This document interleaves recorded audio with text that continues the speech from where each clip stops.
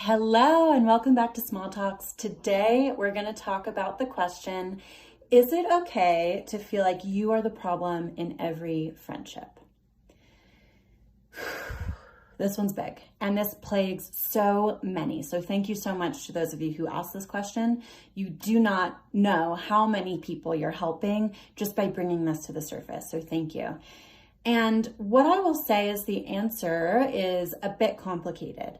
So my knee-jerk reaction, no, it is not okay to think you are the problem in every single friendship. My baseline belief, opinion, conviction is that there are two or more people in every relationship. So sometimes in friendships, if you're talking about a specific friendship, it's two people. Sometimes there's a group of people. Sometimes in a romantic relationship, there's two people or a group of people. Sometimes in family dynamics, you're talking about an individual relationship, but in the context of a family unit with various different factors putting pressure on the relationship and putting different influences on the relationship. So what I mean to say and what I hope to convey is that no matter the relationship, there are about 1.5 million things that are influencing how each person is thinking, feeling, and behaving. Now, with that in mind, every person in the relationship has ownership, authority, and responsibility for how that relationship unfolds, for how needs are communicated, how needs are respected or disrespected, how things are communicated, values, boundaries, things that are fun, things that are risk-taking. So if you're feeling like you are the problem in relationships, so what I'll say is that sometimes the problem is we take on too much responsibility and too much guilt. Sometimes we don't take on enough. So I do not mean to say that it is always society's problem or it is always the other person's problem. It is worthwhile and important to explore your role, practice curiosity. If you are feeling that you are the problem, why is that? Are there thoughts, behaviors, patterns, actions, tendencies that you think are causing harm to other people, or that you think are putting burden on these relationships or friendships, or that you think are hurtful, disrespectful? Write those down. Think about that. Why do you think that? Why do you think that you're doing those things? What value does that bring you in your life? And one of the biggest benefits actually of working with a therapist or a coach is you can start to bring these things to the room. You can start to unpack these things, and the provider or your partner can help you understand what patterns are they seeing or not seeing. Where is their truth and consistency in some of these narratives that you're holding on to? And where might there be room for introducing new information or for a reframing or reinterpretation?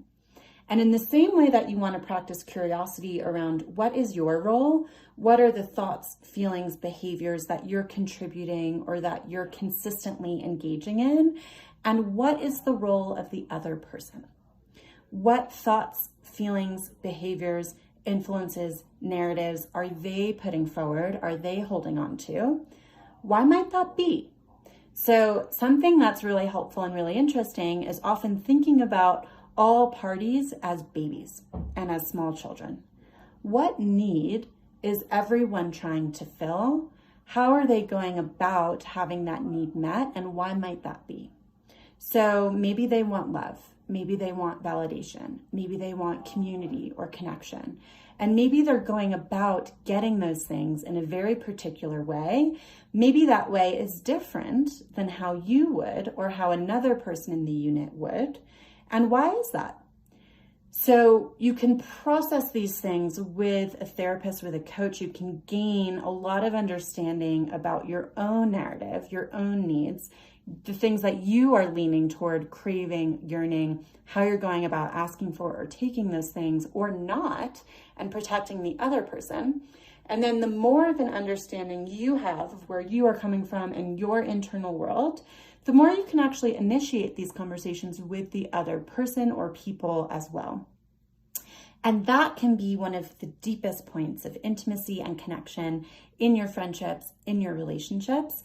And you can help this other person gain a deeper understanding of where they're coming from and or you'll be modeling throughout how much you are growing and learning in your own care, which very well may inspire them to begin working with a therapist or a coach, and they may gain more understanding. And you'll find that the more understanding you all have of your own internal world and the various internal and external factors that are influencing that, the better able you'll be to communicate your needs and hear and receive the needs of other people, so that you're meeting halfway and it's a really multifaceted and multi-directional relationship rather than an exclusively give or an exclusive take.